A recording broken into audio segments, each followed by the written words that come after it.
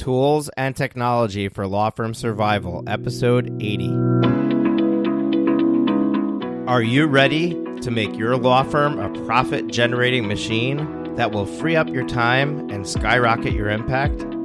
With more than 2 decades of business growth experience and having proven that you can be successful while prioritizing your family and your impact, introducing the Profit with Law podcast. I am your host, the creator of the Firm Differentiator 10X Effect, Moshe Amsel.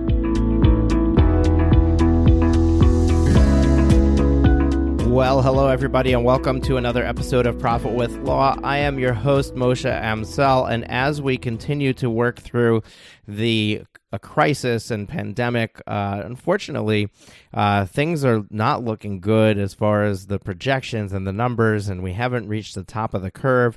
And I don't want to be just regurgitating current events, but it is a scary time, and it is a time of uncertainty. We don't know how long this is going to last. We don't know when it's going to be over. We don't know if it's going to affect us personally from a loved one or ourselves, from our physical health and well-being, or if this is just something that we have to weather the storm as far as staying at home and the financial effects of doing so. So what we've been doing is the 10-day live stream event to help you with dealing with the current pandemic. And if this live stream series is over and this thing is far from over, which is very likely, there's a good chance that I'm going to continue to go live on the Facebook page on a regular basis to provide support, insight, and anything else that I can do to be of help for you.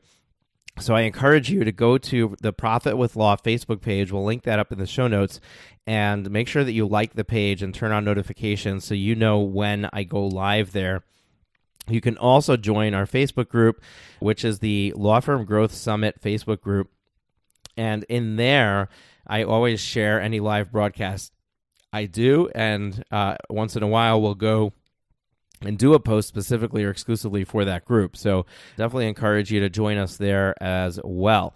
Now, one thing that I am going to share with you is that yesterday we released a repurposed live stream that I did talking about the CARES Act and outlining details. Well, more information came out today. I'm recording this on Tuesday, March 31st, this intro. The actual live stream that we're repurposing here, the Tools and Technology live stream, took place on Monday, March 30th. But so I do know that I have this additional Facebook live stream update that I did since yesterday's podcast. I'm going to link that up in the show notes. Definitely go and watch it. There's some good new information there, and I want to keep you informed and keep you up to date. And if you have not listened to yesterday's podcast episode 79, or watched my live stream on the CARES Act, you definitely want to do that. You do not want to waste another moment, and you want to apply immediately for an economic injury disaster loan so that you can get advanced at $10,000 within 3 days of doing that application, or at least that's what's supposed to happen. So definitely check that out, listen to it, and listen to the update on the Facebook Live I just did, which will be linked up in the show notes.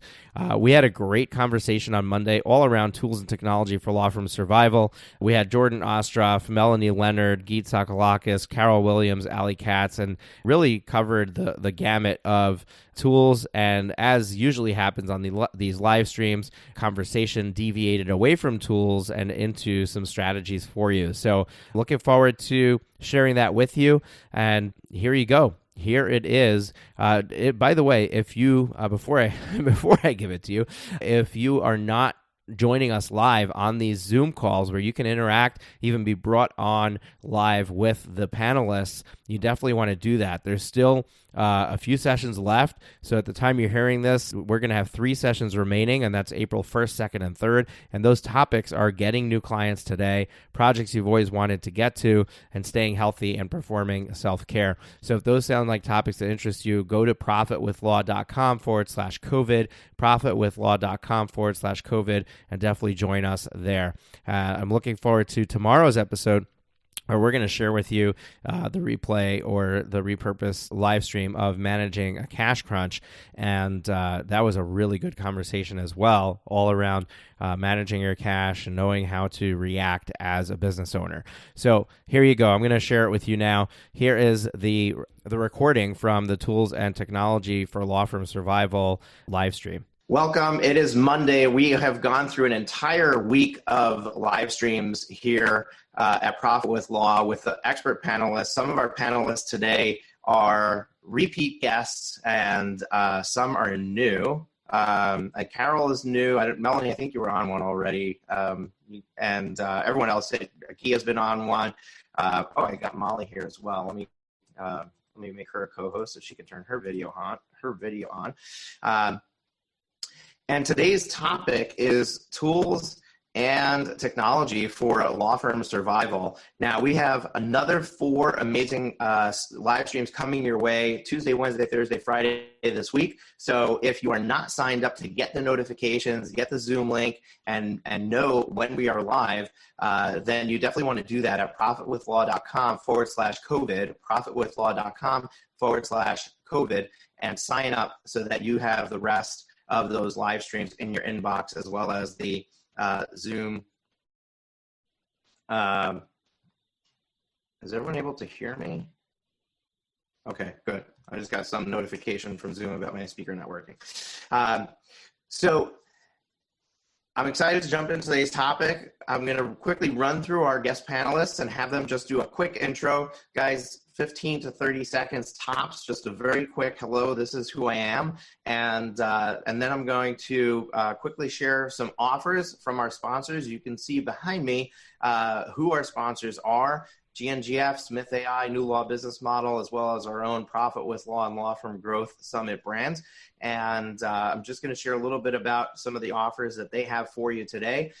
Right after those intros, and we're going to jump right into tools and technology for your business right now that's going to help you. So we'll just quickly go. Melanie, you'll be up first, then Jordan, then Allie, then Guy, then Molly, then Carol. You guys just bounce off one off the other, and I'll jump. Hey everyone, I'm Melanie from Streamline Legal, where we help law firms get the most out of their practice management software. Thanks for having me. Hi, I'm Jordan Ostroff from Legalese Marketing, a holistic lawyer marketing company. Thanks for being here.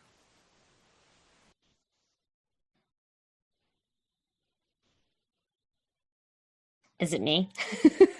Hi, I'm Katz, founder of New Law Business Model, where we help you switch to a new law business model serving families and business owners virtually and earning between $3,000 to $5,000 per estate plan on average, and $750 to $3,000 a month, providing strategic business counsel services with all the support you need to do that.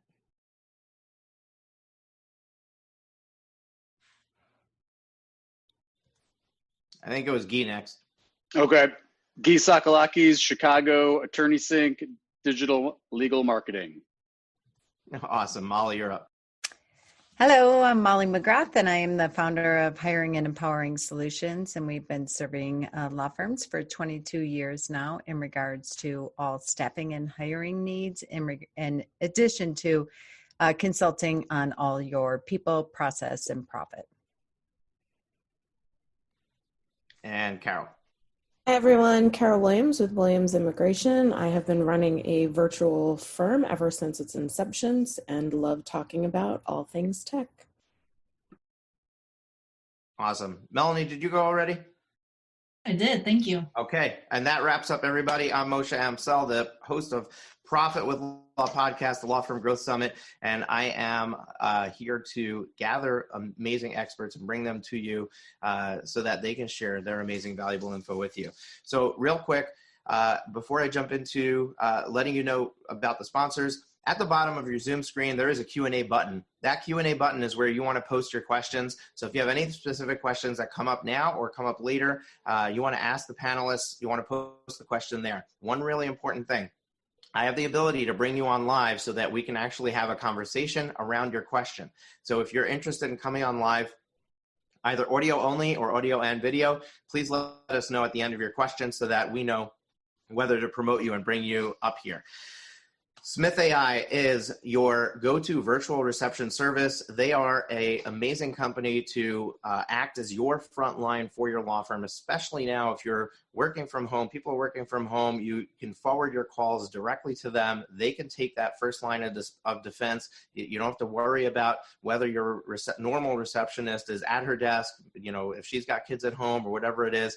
They also handle overflow. So if your reception is busy, or if you don't have a reception service, they definitely are a company that can fill in for you there. They have amazing stuff that they do. They put a chatbot on your website. They'll monitor the chatbot. They'll interact with them. They'll even make outbound calls for you as part of your lead flow process or client management process. So Smith AI, normally when you sign up with them, they give you some free stuff. They give you a free 20-call trial. They give you a free spam blocking, free CRM integration.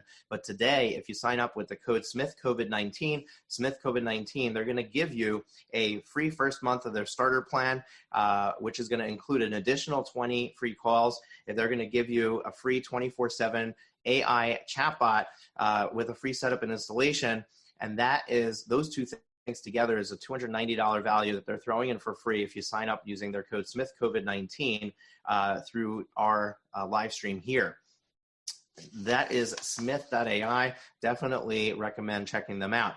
Katz, who's here with us today, is the owner of New Law Business Model. New Law Business Model helps attorneys figure out how to get paid $3,000 to $5,000 per estate plan and $750 to $3,000 per month with their business clients. And if those numbers sound like something that you want for your firm, then you definitely want to join their free Facebook group. That Facebook group is the Lifestyle Lawyers Club, the Lifestyle Lawyers Club Facebook group.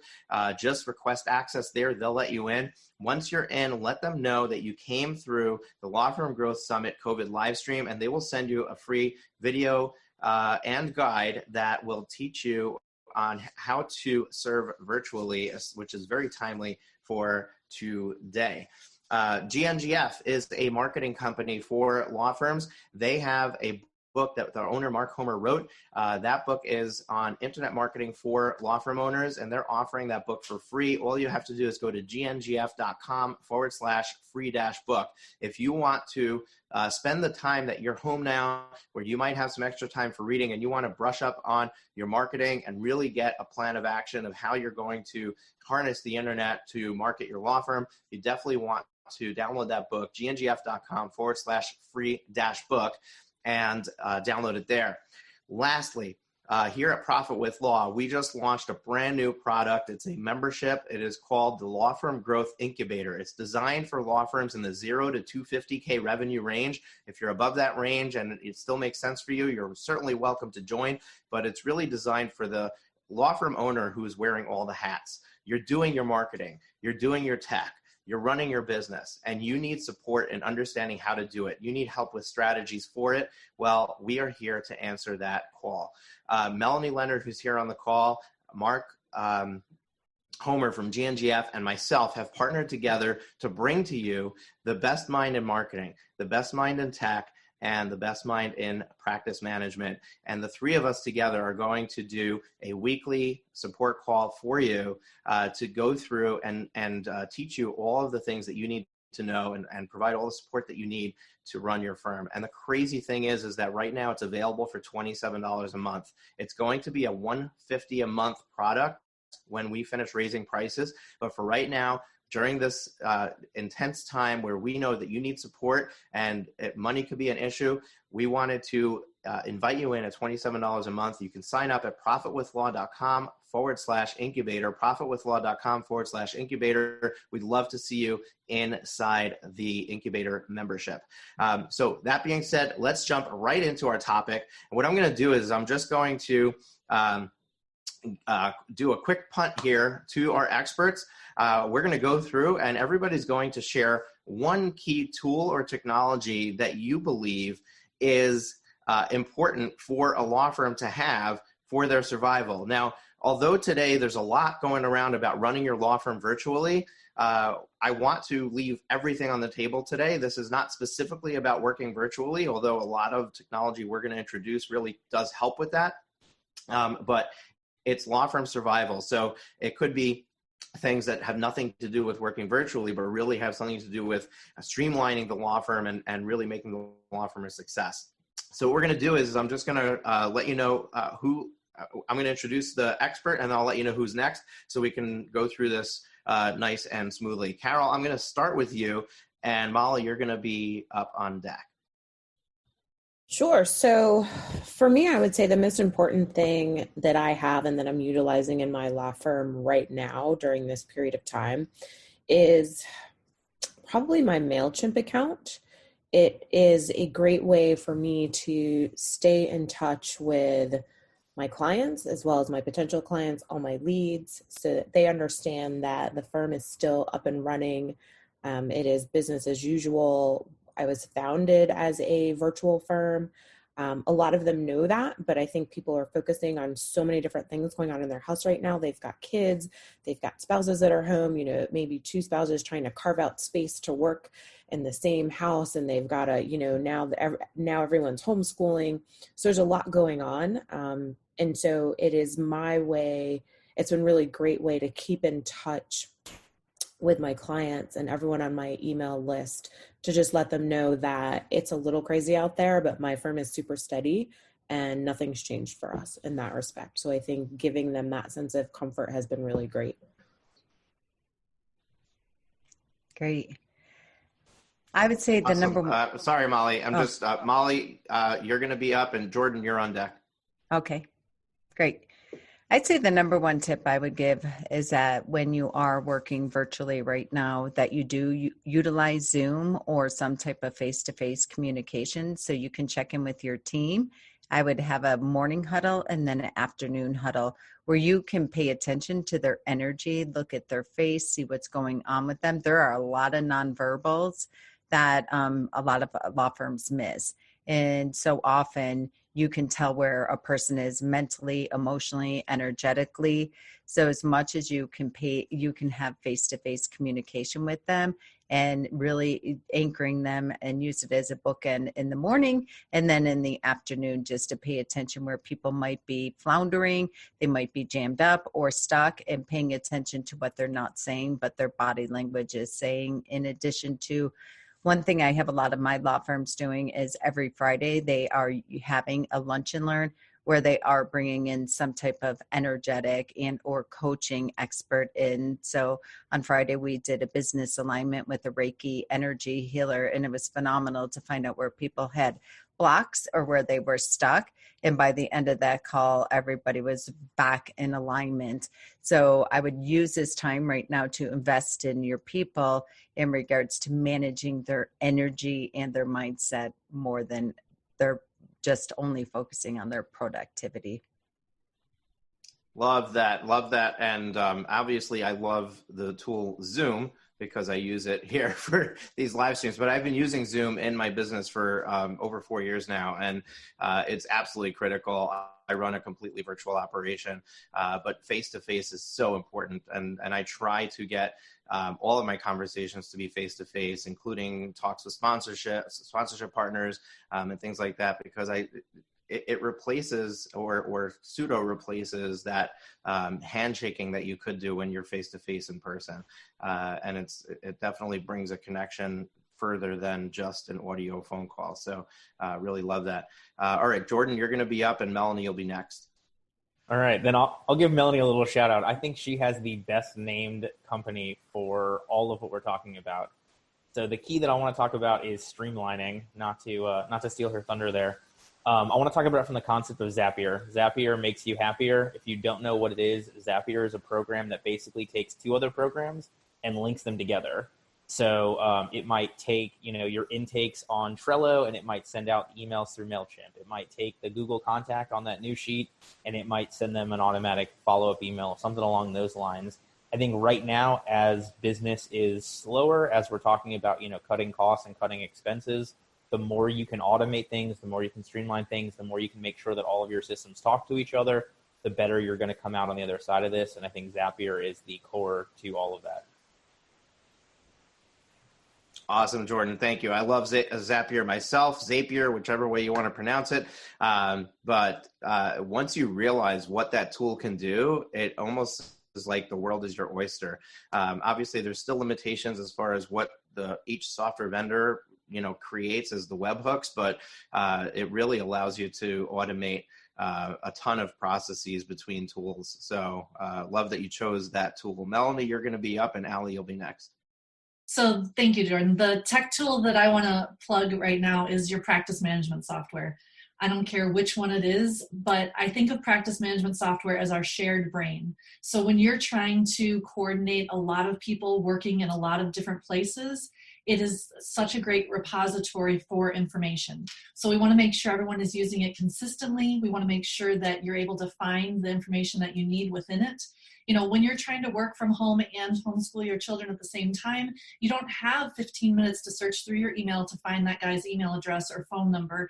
And so if we're all looking at the same place and keeping everything in the same place, it makes life so much easier. So I would say now is a great time to lean into your practice management software. And if you're looking for a recommendation, I'm going to recommend Clio, mainly because of their ability to work with other programs like Jordan was talking about.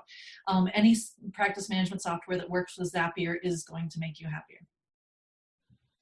Awesome. Love that, Melanie. And I'm glad that you brought it up. Somebody had to bring up the practice management software because it's the lifeblood of your business for sure. So we're going to go over to Allie and then Guy. Hi, everyone. So I learned a long time ago that enrolling new clients solves every problem that we have because it gets us the resources that we need to get the support that we need to build the technology that we need. So my favorite tool is going to be whatever tools you're going to use to automate, to educate your community, and then automate the intake process that you use to bring them into an enrollment with you or an engagement with you. If you want to see an example of how we've done that so that you can model it in your own practice, you can go to personalresourcemap.com. And what you're going to see there is how we've used ClickFunnels to build a simple page where people can opt in and give us their name and email address. And then they get to watch a video where I'm educating them. So in that, we're using ClickFunnels, which I wish I'd had 20 years ago. It's so amazing to be able to build, to educate the community and collect all the names of the people that you're educating. And then we ran a live webinar in GoToWebinar. We use that to run our live webinars. And then we uploaded that into Wistia. And you'll be able to see that right on the page at personalresourcemap.com. And then when you watch the webinar, what you'll hear is how I'm sending people to create their own personal resource map, which is the first part of any estate planning process. And we used FormStack to build that page. And we did all this, by the way, last week, in 1 week. I do have an amazing technology partner in my business that helped with that. And so I didn't do it all myself. I'm not actually that particularly techie, interestingly enough. And then our lawyers are using Zoom to deliver their virtual family wealth planning sessions. And if all of that feels too overwhelming, it literally can be as simple as making the personal reach outs to people in your community, asking them how you can help them, and then getting on a one-to-one Zoom conversation with them to support them in whatever their next legal steps are. Awesome, Allie. Love that resource. And what was the resource again? Just share it with me one more time. It's personalresourcemap.com. And we created that because so many of our lawyers are not ready to put in place all the technology themselves. So we created kind of this mega webinar to educate. We had 1,200 people registered in just 1 week time. About 500 people showed up live. I helped people figure out, do they need to work with a lawyer? What can they do themselves? And of course, then those that need to work with a lawyer can go into our lawyers' intake and enrollment process for their family wealth planning sessions. But those who don't then can know what they can do themselves online legally, because that's so important right now. We can't serve everybody one-to-one. So I want filtering those out getting them the education they need, and then serving one-to-one those that you can and need to. Awesome. Okay, Mimi posted that link in the comments in the chat. So she's been sharing all of these tools with you guys. So all the links are there. If you look in the chat, you will see them. We're going to go over to Guy next. So I would be remiss if I didn't mention Lawmatics, which I'm a product advisor to. A lot of great tips from panelists. Lawmatics focuses on marketing automation and intake. I think in this environment, I think Carol said it, I think it was reinforced, I think Allie said it, I think everybody said it in one form or another. Get the messaging out, educate, be there for people, stay in touch, support. That's what a tool like really any CRM tool. I think that if you want some other options, I think MailChimp does some marketing automation as well, but you've got, to me, the nerve center has to be some kind of CRM. It has to be some place where you're communicating, nurturing, automating communications. You can use something like Lawmatics to send Zoom links for video chat. You can automate firm updates. But yeah, I think there's no doubt that staying in touch with people, nurturing those relationships, educating, having a tool to do that is essential right now. Yeah, and I love that, Guy. And I know Melanie sitting there with, promoting the Clio practice management software. There is a company that they purchased and is now branded as Clio Grow, which does also your front end CRM. So whether it's Lawmatics, whether it's Clio Grow, or something that's not specifically for the law industry, definitely a CRM product is a very important tool, and I would even argue perhaps more important than the practice management software. And when you're first starting out, you should probably invest there before you invest in a practice management application, because if you don't have a system to make sure that leads are not falling through the cracks, and you have a process to make sure that everybody who attempts to reach you, who reaches out to you, any point of contact they've made with you continues on that journey and continues to get those touch points from you, that's where your business is going to be built. And making customers happy is the next step. Bringing them in the door and actually getting the clients is the first step. So definitely echo your choice of CRM. I don't really have much to add. I mean, really a bunch of great tools that were shared here. Two things that I would add, and I don't know if Allie shared this in her process map, but calendaring software. So if you do consults, or whether it's free or paid, the software has the ability to collect the money for you too. So even if you're doing paid consults, you can have somebody access a calendar where you have your availability already out there, and they can directly book that consult without needing to call your office, talk to somebody. Some people, today's day and age, would prefer that than to need to go through the process of picking up the phone and calling. So if you're offering free consults or paid consults, having a calendar application that you can send them to, especially if you're using, that lead pages on the first one, you give them an informational thing, and then at the end, the call to action is book a free consultation. The natural next step is go straight to the calendar and put their information in and just pick a time slot and book it. So that's one tool that I would recommend. The other is project management software, which is definitely helpful when you're by yourself, but especially once you start bringing people on to coordinate the efforts between the people. Now, there is overlap between that and practice management software, and there is a question pending all around that. So we're actually going to dive into that next. But project management software allows you to make sure that projects are running on schedule, that tasks are assigned to people, that people know that it's waiting for them. You can create dependencies. So it really allows things that are not serving the clients, but just things that you need to get done in your practice to flow and to get done, and to make sure things are not missed. So those are the two tools that I would add that we may not have touched upon so far. So we do have a question. This is asked by somebody anonymous in the crowd. Obviously, they don't want to be brought on, so we'll just ask the question for them. For someone who is a solo, With part-time contract help, lawyers, law clerks, and a VA, how necessary really is practice management software? Seems like project management tools might be a better focus. Would appreciate your comments on that distinction, as well as project management tools that you like.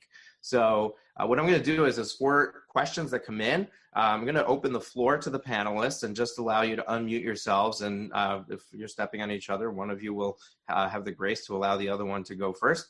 And let's address this question. Let's talk about specifically the difference between project management tools and practice management software. What is the overlap? Which one might be more important in your eyes? And what are some tools, project management tools specifically, that you are familiar with, use, and are happy with? I'd love to speak to that. Go for it. I would ideally, if you have a practice management software that includes some project management, that would be very helpful. I truly admit that there is no perfect practice management software. You're going to have to make sacrifices or figure out what's more important to you when picking a practice management software. But I also think that it's very easy to get distracted by the fact that, well, you know, Clio's task management is not as robust as an Asana or a Monday or something like that. That's fine. I'm more concerned about how you're using the tool, and if you're using the tool, then which tool you're using. Pick the one that works for you. If it's easier to have it all integrated in one software, which I think there's a lot of value in, then start with your practice management software. Use the workflow, task list, whatever option they have in there. See how it goes. Are you guys actually using it? Is your team actually responding to it? And if they are, and at some point you want to upgrade and move on to something a little more robust, that's fantastic.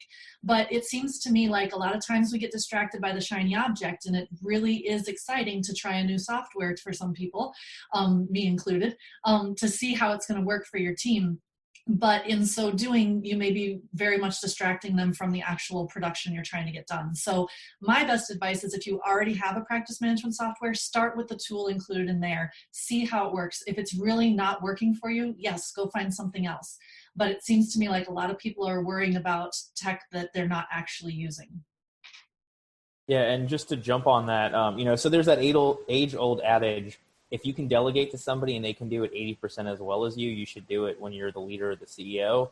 To go with what Melanie said, I think it's the same for programs. If you already use a program that can do this part 80% as well as going to a totally new program, you should do it, because especially for the person here who's a solo, when you're bringing on those contract attorneys or when you start expanding, you're going to have to spend 2, 3, 4 times as much training somebody on 6 different programs because you wanted, that one feature here, as opposed to using a Clio or another case management system that'll do enough project management to get by, and you might be cramming, a square peg into a round hole a little bit, but it's going to be that much faster, that much easier, and you're already in the program, so you're going to use it more.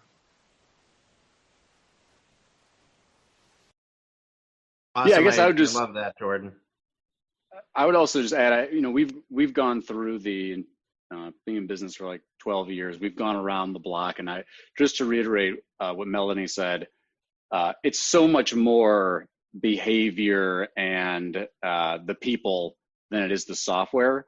However, I will say this: if you've never used a project management tool or a practice management tool, I think you would find that you'd be hard pressed to compete with your system against some of these tools. In my experience, I mean, if you've got a team, so if you're, especially, I think the original question related to working with freelancers and outsource providers, a lot of the project management tools and some of the practice management tools have like limited functionality permissions. So you can add them on, not at a huge additional cost, but I can't imagine trying to really manage projects of any type, including legal files, through email or I don't even know what else people are using. Some people are still just using like handwritten notebooks. I mean, time tracking, task dependencies, recurring tasks, calendar integration, it's just not the same thing. And so if you've never checked those out, I'm not telling you use one or another,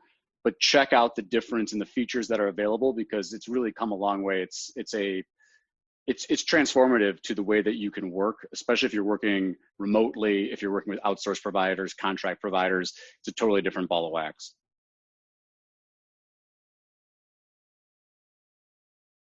Yeah, Yeah, thank you. I'm sorry, who was talking, Carol? It's Carol. I Go just ahead. want to jump in. I am sort of really in the person that asked the question. You said they were anonymous. I'm in your shoes. I'm a solo, but I use a pretty robust complement of virtual folks. And I would be lost if I didn't use a practice management system. And so I agree with Melanie. It doesn't really matter which one you're using, but you've got to commit to using something and figuring out how that program works. No program is going to be perfect. There's zero program out there that I have tried over the years that does everything that I want it to do. But I have found over time, the most important part is that I have to understand how my program works so that I can then bring someone else in to train them how to use it the way I want it used. And also it's really important that you make sure that everyone's using it in the same manner. So you've got to make sure that you get all of your virtual folks on board to using it in the same manner, because you don't want one person putting notes in one place and another person putting their notes in another place in the system. Because when you stop using that particular virtual person, you as the law firm owner and as the person who's responsible for everything, you need to be able to go into your system and see everything that's been done. And so that if you bring in the next virtual person who may work on another file that somebody else has already started, that they're not trying to figure it out. So it's really important that whatever practice, whether it's practice management or whether it's project management, that you commit to using it and use it consistently and make sure that your whole team is using it very, very consistently. Because if you're not, it doesn't even matter that you have it. Trust me, because I didn't start off that way. So I speak from very painful personal experience. Yeah, and I do want to encourage that in the beginning, if you're doing it yourself and you're not hiring somebody to do it for you, that you choose the most simple solution for you. Because what you're hearing everybody say is use the one that you're going to use and commit to it, which means that really what you want to be looking for if you're doing it yourself is simplicity. And the one that makes the most sense for you with their user interface, where you can literally just pick it up and start going. And then if you do have the financial resources, allocating financial resources now to having it done for you is a much better solution if you have the financial resources to do that. And my guess is that a lot of you might have financial resources that you've been saving for a rainy day or you're going to use later. Now's the time to use those to invest in getting the system set up for you that you need set up so that you can focus on the things that only you can do. Your primary job right now, ideally, is educating your community and engaging your clients and serving your clients. And eventually you can even build a team to serve your clients where you're focusing on educating your community and engaging your clients. That takes investment. And so if you've got money sitting back there that you've been waiting to use for a rainy day or credit available to you, it's raining. But it's not raining so hard that you're going to get washed away. It's like the perfect amount of raining, and all you need to do is pull out your umbrella and you're going to be just fine. Mm. You've got the thing that people need more than anything right now, and that's the legal brain, ideally the human heart, and to be able to hire people in this economy to be helping you to do what they do best so you could do best, and building those technology systems for you is really one of the best investments you can make, rather than you tinkering around trying to figure out technology when you're a lawyer. You be a lawyer, you let people who do technology do the technology, and go out and serve your community and as much as you possibly can. Yeah, I'd like to hop on that too. I agree with a lot that everyone has said in regards to the 80-20 rule, if you will. Number one, I'd say is find someone on your team that maybe leads with a high implementer on the Colby assessment if you're using that assessment, and enroll your team into what you want to use. And have somebody lead that if you don't have the resources to invest in outside technology company to help you with the implementation. Make it easy on yourself. Go to your listservs, go to your groups in your bar associations specific to your state. Ask what other people are using. And I would say what works really well for our members is locking arms and using the platform that a lot of your colleagues use. That way, if you get jammed up and you get stuck, it's easier to pick up the phone sometimes, because a lot of times your KPIs, your reports, the variables that you're using are very, very similar, especially if you're in the same area of law. And delegate it as much as you can, ideally as somebody on your firm. I had a firm that signed up for Clio Grow on Friday morning, and they're up and running by the end of the day because the client service coordinator had time to invest in it. So less is more. Make it easy. Pick your base level of what you want to start tracking, measuring, from practice management to time management, all that, and start there. Start with your basics, and then you can expand and grow. And to Allie's point as well, and I think someone else said it, people respect what you inspect. So even hopping on a Zoom every day and looking at the way people added notes, just doing spot check and quality control in real time, invest 10 minutes of it, and just have somebody, whoever's leading the project, just check in on it, because it's easier to catch it today versus a month down the road. Awesome. Love that. I love everything that everybody shared. The only thing that I think that wasn't touched upon that I'd like to add is, when is the right time to implement an application like this? And I know Melanie, Leonard was posting in there, spreadsheets, stop using spreadsheets. Well, when spreadsheets are working for you and you're not dropping the ball at any step of the way, it's appropriate. Don't overcomplicate it at the beginning when you need to focus on just bringing in new clients and serving those clients.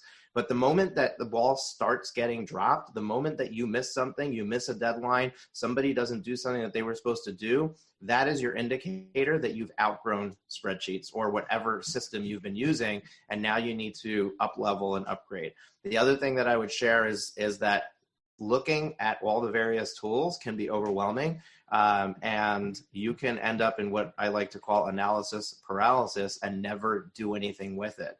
So you have to just choose something and go with it. Understand that every tool out there will do a decent job at what it's intended to do. So it's this bell and whistle, and this bell and whistle is really what's keeping you on the fence. Just make a choice on the one that seems the best, however you decide to choose that, whether it's all my friends are using this, or the reviews are great, or it feels and looks good when I look at it, or the price is right. But just make a choice and move forward. You can always switch platforms later if it doesn't do exactly what you need it to do. But for right now, just make a decision and move forward. And that's what I have to share with that. Now, we do have some additional questions. Before I jump into those, I just want to remind anybody who's watching this not on the Zoom call, that means you have not registered for these live streams. So if you want to be on the Zoom call and you want to know what the dial-in is, and you want to be notified and reminded when they're happening, because we have 4 more amazing topics this week, you want to go to profitwithlaw.com/COVID, profitwithlaw.com/COVID to sign up. Tomorrow, we're talking about managing a cash crunch, and this is a really hot topic, especially since this $2 trillion CARE Act bill happened on Friday. We have on that call tomorrow, we have Boris Moshe, who's a CPA, and his firm is actually doing applications for these loans for law firms. He's going to share with us the details of that. I also might do an emergency podcast episode and live stream it tonight. On Friday night, I went through and I, with a fine-tooth comb, the 247-page bill, and I know it forwards and backwards, and I would love to share that with you. It's simply a matter of figuring out if I actually can free myself from the kids long enough to make that happen. So I'm definitely hoping to do that. But tomorrow, managing a cash crunch, it's going to be a hot topic, and we have amazing guests on there. Allie's going to be on there. We have Mike Whalen, Tom Sylvester, who's not in the legal space, but he is an entrepreneur who owns 3 businesses, and definitely can speak on the subject. We have Boris, and we also have Ken Hardison. After that, we have getting new clients today. If you are trying to figure out how am I going to get clients today when the economy is in the tank and people don't know what's happening the next day, you definitely want to show up for that one. And then we've got projects you've always wanted to get to. If you have time on your hands, what should you tackle? And then finally, staying healthy and performing self-care, making sure that you are in a good space to move forward is really important. So great topics coming up, and I invite you to join us, profitwithlaw.com/COVID, to make sure that you don't miss any of these amazing topics. So we have some questions from the audience, and what I'm going to do is go to the question. Somebody asked if they're a user of Clio, are there any must-have zaps? Or differently, are there 2 or 3 must-have zaps? Now, it was an anonymous question. I would have loved if we can bring this person on live, because then we can ask specifically about their firm and what they're doing to be able to answer this better, because every law firm is different, every practice area is different. But I will go to Melanie first and then see if anybody else wants to jump in. Melanie, what are you finding as some of the most common connections with Zapier using Clio that people are tending to want to implement? Yeah, and I'll answer the question a little more broadly, because I think that there are other practice management software that works with Zapier, including Practice Panther and a couple others. So the first thing I always recommend when you're using Zapier, go in and connect it to all of the programs that you use, because whether it's Gmail or Calendly or Acuity or whatever software you're using, once you log that into your account, Zapier will actually suggest zaps for you. And it's a great way to start looking and getting your brain thinking about what might be helpful for you. So first of all, log into all your apps through Zapier so that it can start making those suggestions for you. Second of all, I'd say look at whatever you have that does not directly integrate with Clio or your practice management software. Start looking at those in particular, because that's a great way to start sharing information. So for example, a really common one that I enjoy is I use RingCentral for phones, and it does not integrate with Clio natively. And so we go ahead and use a Zap to create automated phone logs in Clio. And that's really helpful for our staff to be able to see that data as well. So yeah, whatever your phone system is, if you do texting, whatever that is, to be able to create a log of that in your practice management software can be really helpful for your team. Awesome, Melanie. Anybody else want to add what they're doing? Any key zaps that you're finding is similar from client to client, or maybe crucial for your law practice? Yeah, I'll jump in. I brought up the Zapier at the beginning. The first answer that I have for your question is I would flip it the exact opposite way. I would say, what are the things that I wish were happening automatically, and then try to figure out how to get those into zaps. The only one that I completely never thought of that has turned out to be the most helpful thing for me randomly was I have it set up so anytime somebody goes into Practice Panther or Lawmatics, Zapier copies them over to Google Contacts. And so that way, if I need to call anybody from my phone through our VoIP app, I've got all their contact info right in my contacts there through Google Contacts, as opposed to having to go into the other program to come back. That was the one that just blew me away that I never thought of until I think Zapier recommended it to me.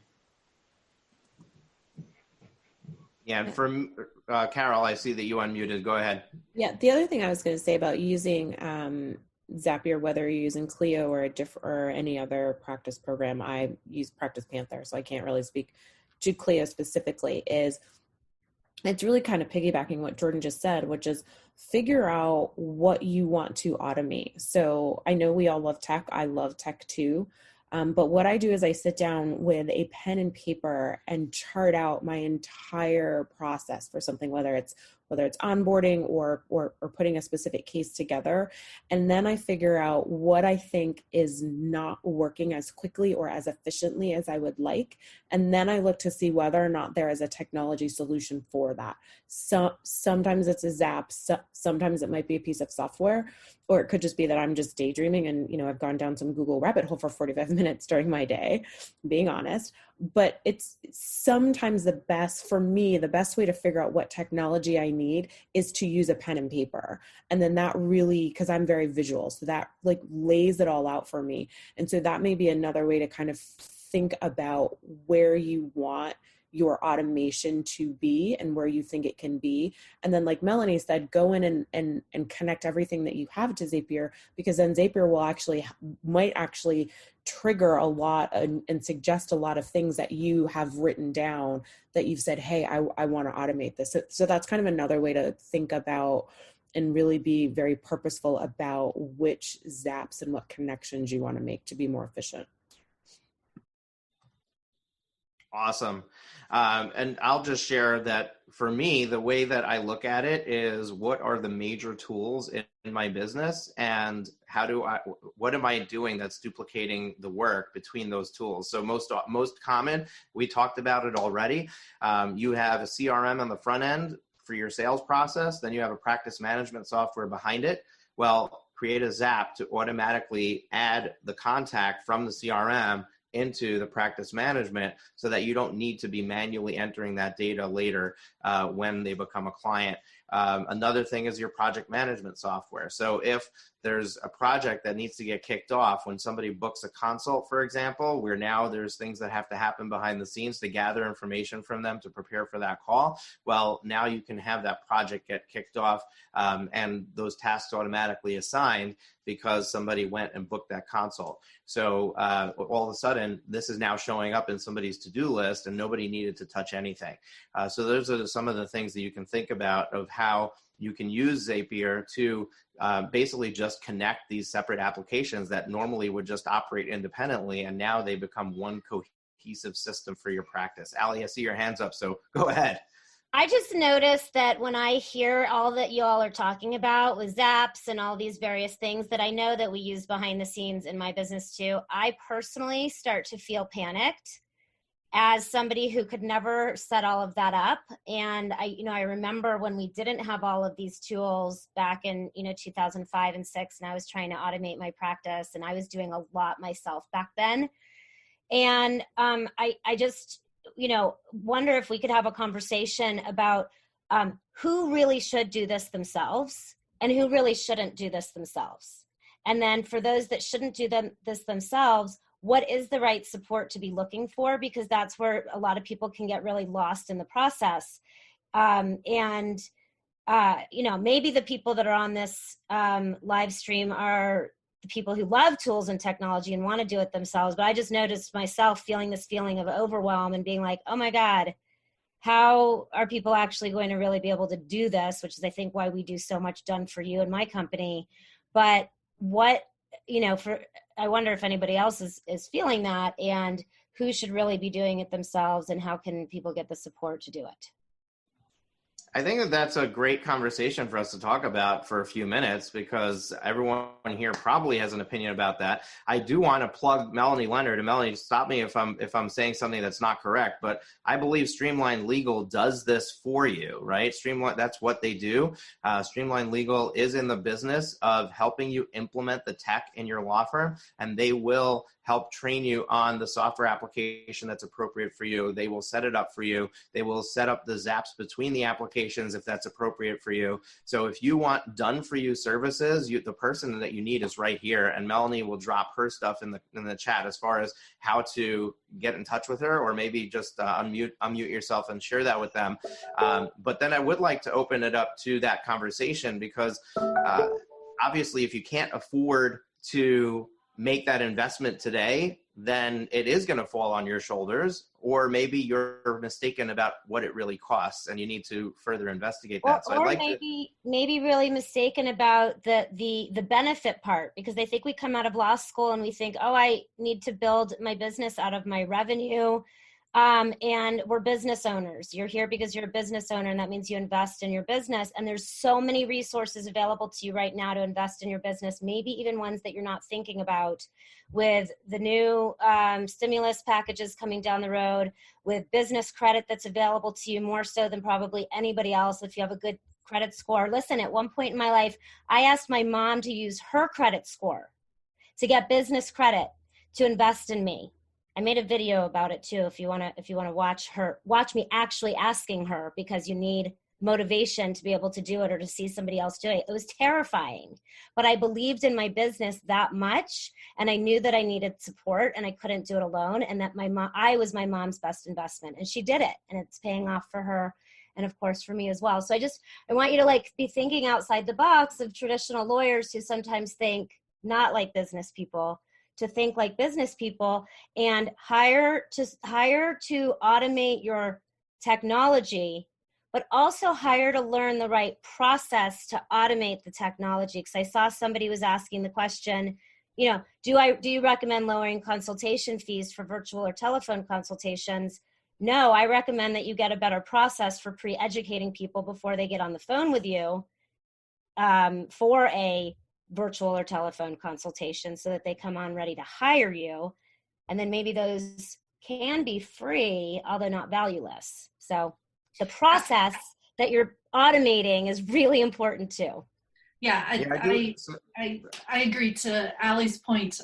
So that's the whole reason I started this business. I am an attorney. I did have my own practice for 12 years. I did residential real estate in the Chicago area, and it got to a point where I much more enjoyed the technology and everything else that I was doing, building the systems, than I enjoyed my actual practicing law. So for me, the right decision was to sell my law firm and to start this business. But for plenty of attorneys out there, Allie's absolutely right. It's a mindset thing. We need to, as business owners, because that's what law firm owners are, we need to be able to keep thinking of what's the highest and best use of my time. Like, creating a Zap is probably not. If you're doing it for fun, because like Carol and Jordan, you guys, it's fun for you, that's awesome. To keep that joy in your life, right? But if you're trying to build a business and this is now distracting from that goal, then yes, you need to outsource it. You need to give it to everybody else. We do program Zaps for you, and we do teach you how to do Zapier as well. So whatever your preference is. Awesome. And what I want to do is I want to talk for just a minute about what Allie just shared with the fact that you should be thinking about investing in your business, even if you don't have the money, right? So if the investment is going to be something that's going to move your business forward, it's going to move the needle for you, and it's going to make things happen faster, smoother, easier, and allow you to become profitable quicker, then it's very likely a good investment in your business. And I didn't want to go into the details of the stimulus bill today, but I will share this with you. There are two different programs that you can borrow money and perhaps get a portion of that forgiven, and the loan is 30 years, 3.25%. So that's the disaster loan. The payroll protection loan is a little bit different. But in order to get the payroll protection loan, you have to get the disaster loan application in first, or at least that's the information we have today, because the banks are still trying to figure out, and SBA is still trying to figure out how people are going to apply for the payroll protection loan, because it's a brand new product. So what I'm doing is I'm dropping the link in for that application for the disaster loan. They are supposed to advance you $10,000 within 3 days of completing the application until your application can be worked through and get approved. I don't know how they're going to manage that and if you're really going to see that money in 3 days, but the first thing you should do when you get off of this live stream is click that button and fill out that application. It will take you 2 hours, but it will be the best 2 hours that you've spent in your business this week and probably this month and maybe even this year. The loan will forgive money that's spent on payroll, money that's spent on rent, money that's spent on utilities, and money that's spent on paying down other debt that you already had in the business prior to this act being signed. So I'm sure that some of those apply to you. You may not have rent. So a lot of people are like, oh, I'm a sole proprietor. I'm at home. Well, if you have any debt, if you borrowed on credit card, if you made purchases on a credit card and you're carrying that balance on there, even if you pay it off normally every month, but it was charged before this act came out, that's borrowed money that you should be able to pay off your credit card with these funds and get it waived. So there is free money available to you to invest in your business right now. Don't waste another moment, because it's going to be whoever comes first. That money is going to be gone. They approved $300 billion, and it's a joke when you think about the quantity of small businesses out there in America, and everybody wants this, and everybody falls into the category. You either had a slowdown in business, you were not allowed to show up to your office because of a state mandate, or you had a decrease in payroll because you had to let some people go, or people had to leave because they were sick. There's all of those parameters allow you to fall under the umbrella of being an appropriate borrower for this loan. Go and do that. Now I'm done with that. I want to do a whole separate session on it, so I'm not going to waste any more of your time on it, but I do want to go and talk about what Ali started to touch upon, which is consultations. It came up as a question in the Q&A, and I think that it's very relevant to this discussion. So maybe, Ali, you can set the stage for that, and then we can open that for discussion. But before I go to Ali, real quick, I just want to share with you one last time, our sponsors are what makes these live streams happen. I guarantee you, I am sure that you would agree that you are getting a ton of value from these live streams, whether it's today, whether it's yesterday, whether it's tomorrow, or every single one of them. And it would not have been possible to put this together, to provide it to you, if not for our sponsors. So the least that you can do is check them out. Go and give them a spin.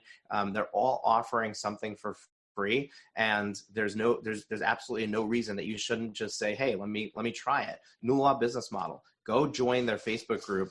The name of the group is Lifestyle Lawyers Club. Join their Facebook group. Let them know you came from here. They're going to share a free video and a guide with you on running your practice virtually. And you're going to find out that in that group, you're going to get a ton of information and value on how to bill some really decent amounts for clients when it comes to estate planning and serving business clients in your law practice. Smith AI, your go-to virtual reception service, they're offering a killer deal for you. It practically works out to 2 months free and free setup of a web chatbot on your website.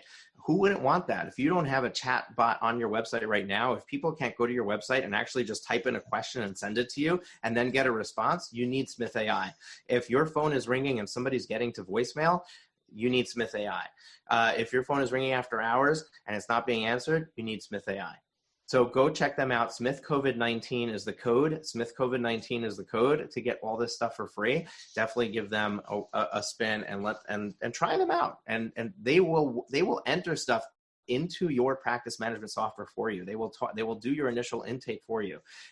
There's no reason that you shouldn't have that outsourced to somebody, which is significantly less expensive than having a full-time person who is not nearly as efficient as having multiple people available to answer your call.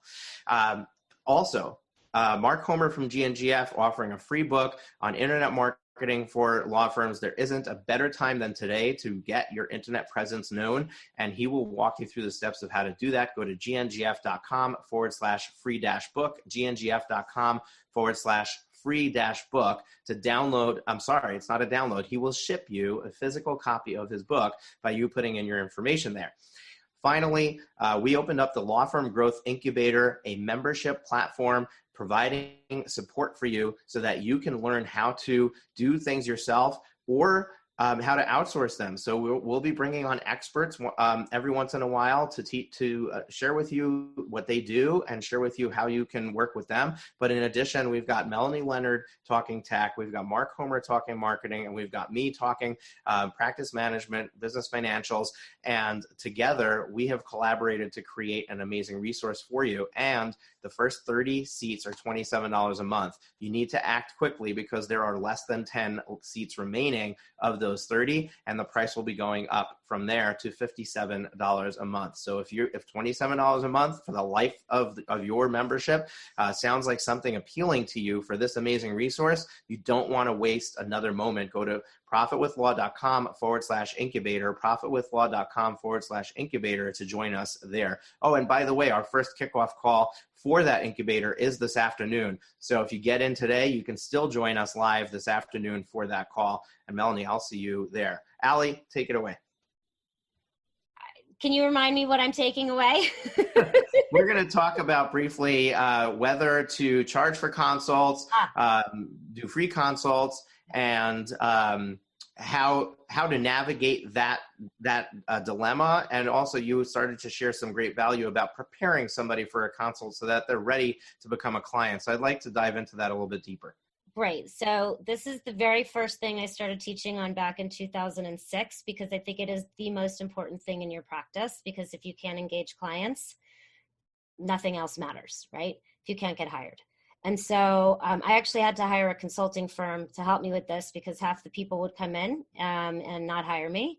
And it was very demoralizing. So I'm just going to tell you the way that we do it. And then I think that you can learn from that. So the first piece is that when somebody is calling for a free consult, you do want to talk to them for 15 minutes on the phone, or train somebody to talk to them for 15 minutes on the phone. That part should be free, and having as easy access to you or your intake specialist as possible is absolutely critical. But then what you're bringing them in for is not a free initial consultation. We have to ditch we got confused somewhere along the road. It seemed like I was doing free initial consultations that sometimes went up to 4 hours before somebody would say, I have to think about it. And this is for estate planning and business services, but I think it applies to a lot of practice areas. So here I am providing all this value, they have to think about it. So some of you in response to this are doing paid consultations, but then you don't know how to get people to pay for your consultation.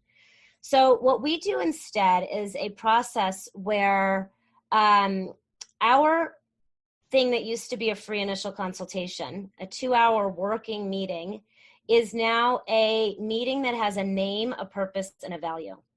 So for our estate planning lawyers, it's called a family wealth planning session. For our business lawyers, it's a lift business breakthrough session.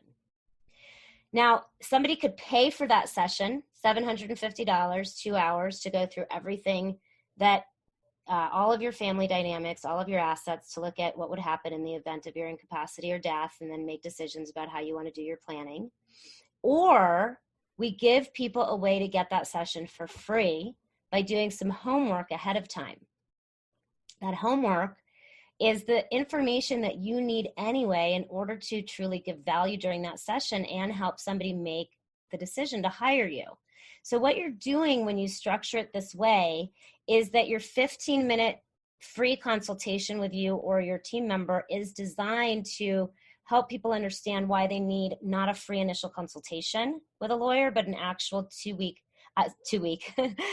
hour or 1 hour, whatever is your process, consulting session that they would pay you for.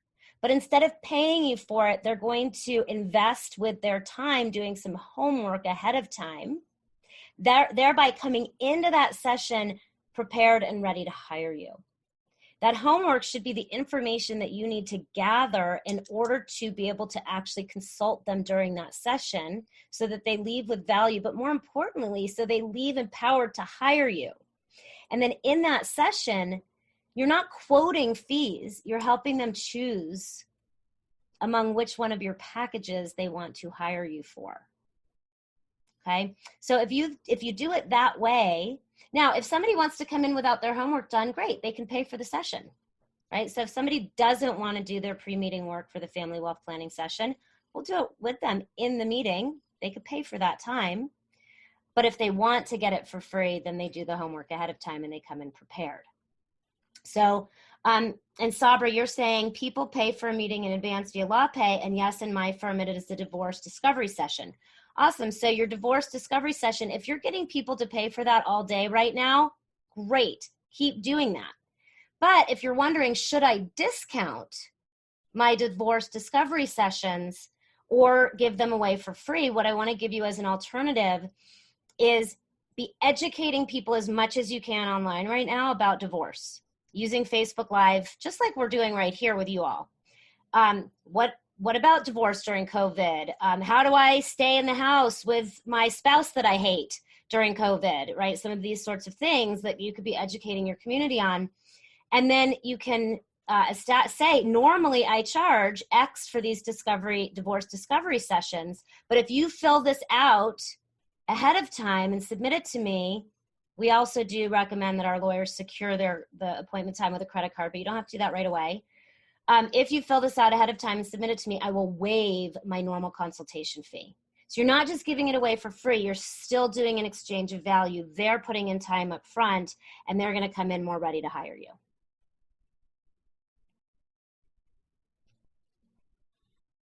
I love that, Allie. Thank you for sharing all of that detail. So the truth is that, just to reiterate, so when somebody is putting in an effort, there's still an exchange. It's not a monetary exchange, but they are purchasing your time by providing that information. So that amount of time that they need to put in to go through that effort is the actual transaction that's occurring.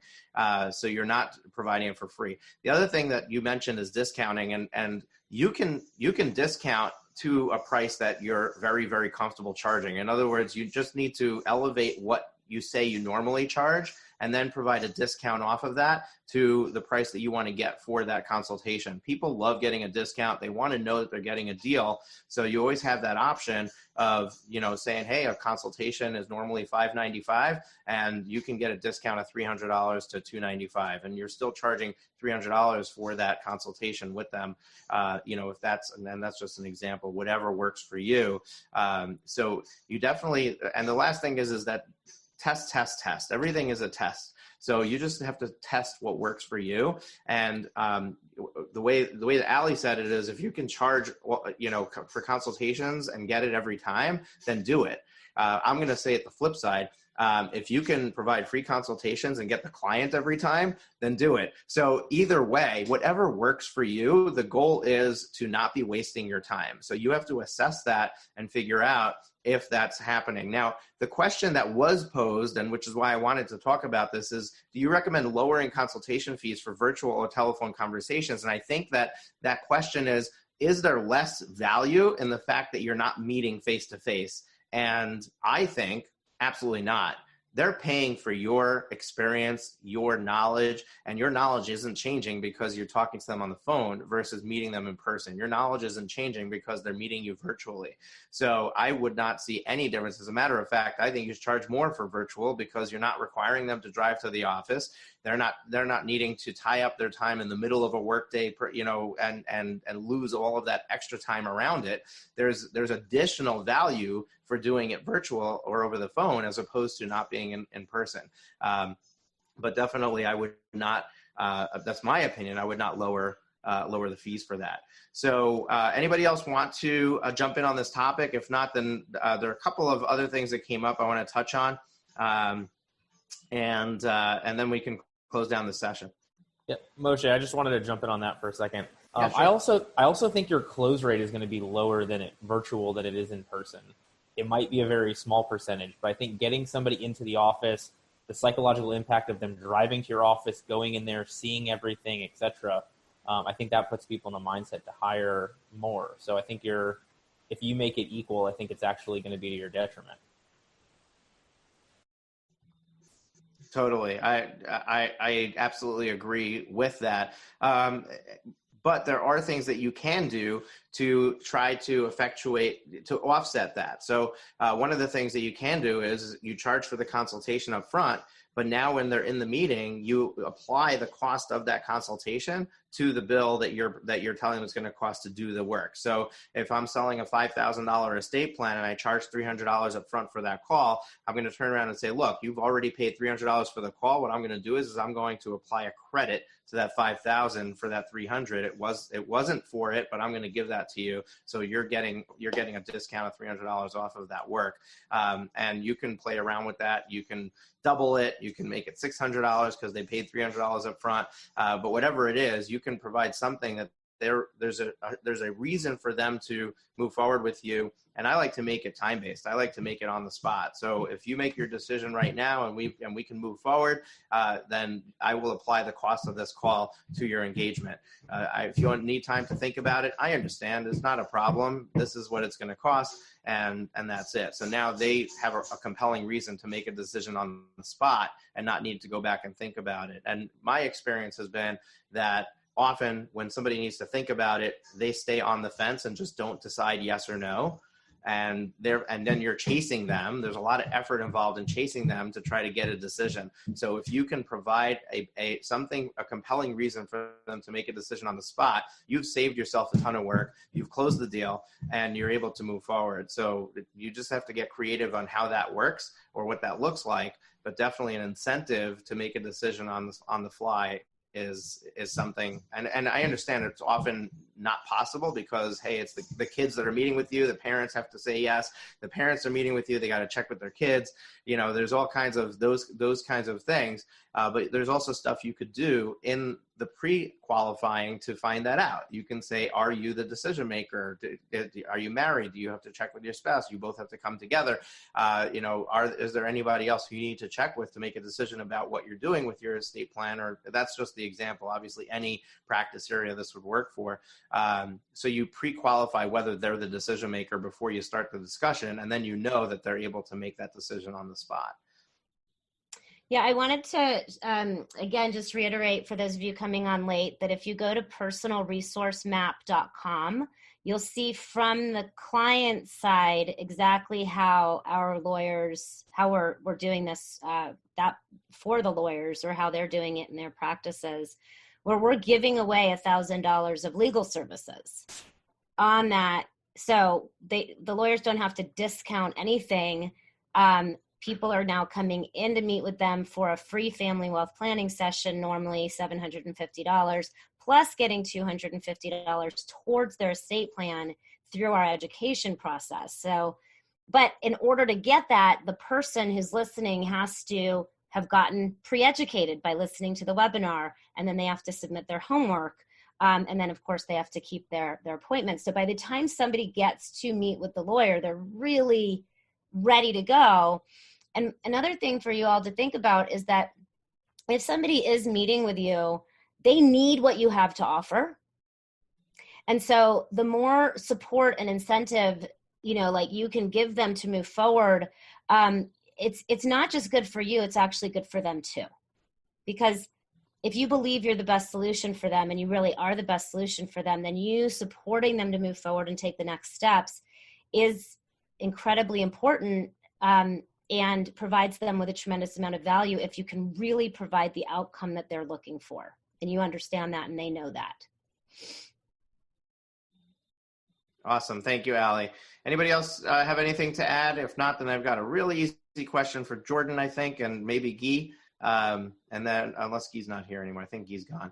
And then we can sign off. So if you have anything to add, just unmute yourself and jump right in. Otherwise, I'll read this question off for Jordan.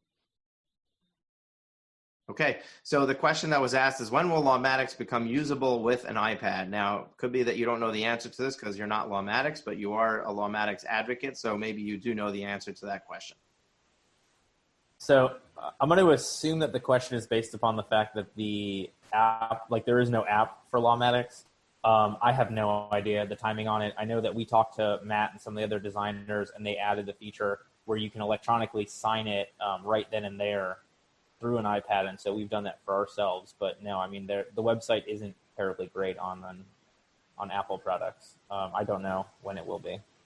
Okay, good enough. So we're gonna shut this down. We appreciate everybody who joined us live. Those of you catching it on the replay, once again, you want to be reminded about these. You want to get the links for them. Go to profitwithlaw.com/COVID. Panelists, the ones that stuck it out to the end, thank you so much. The ones that left early, I thank you too. And we really appreciate everybody who's joining us for these. Stay tuned. We have a ton of great information coming your way. Just go to profitwithlaw.com/COVID. Make sure you're signed up, and go back and watch the replay of this. It's on our Profit with Law Facebook page. As well, if you are registered, you will get emailed a link to the replay, so you can go back and watch it. So if you missed any part of it, you definitely want to fill that in. We had a ton of great resources that we shared, great conversations about the tools and technologies in your law firm. We even pivoted and talked about some financial stuff, and I really just enjoyed the discussion and the way that our expert panelists have showed up and provided all this value for you. So stay safe, everybody, and just keep looking forward. There's so much opportunity right now that you just need to look for it. You need to just bend down and pick it up, and I hope that you do just that. Serve your hearts out. Thanks, everybody. Take care. Bye. That's it for this week's episode of Profit with Law. If you have enjoyed the show, please consider sharing it with at least one person. Imagine how many lives we can change if we each shared this episode. Another way to share the episode is on social media. We appreciate your support and look forward to you joining us again next week.